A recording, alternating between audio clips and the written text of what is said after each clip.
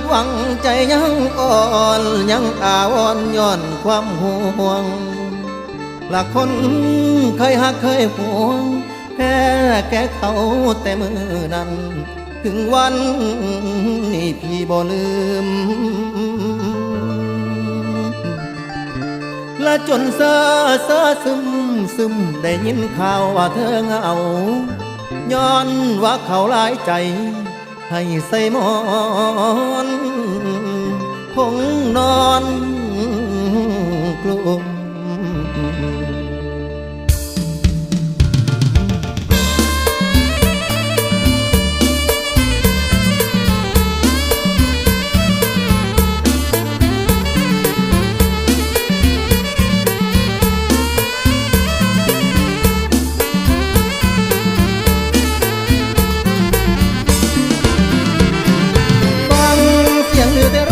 ข่าวเธอฟังเสียงลือแต่เรื่องราวข่าวเธอก็ห่วงเสมอถ้ามีน้ำตาว่าโอ้ยได้ลาผู้ควันตาสู่เก่าโอ้ยได้ลาผู้ควันตาสู่เก่าความสุขแก่เจ้าสิมีบางบ่นออย่าได้ทองให้สู่ต่อเด้อใจยามใดมีทุกข์ให้คิดเห็นเบอร์อายเธอโทรหาใดแม่นยามใส่ใบเทียงโทรหาใดแม่นยามใส่ใบเทียงเสียงลือเรื่องเจ้าหัวใจเฝ้าห่วง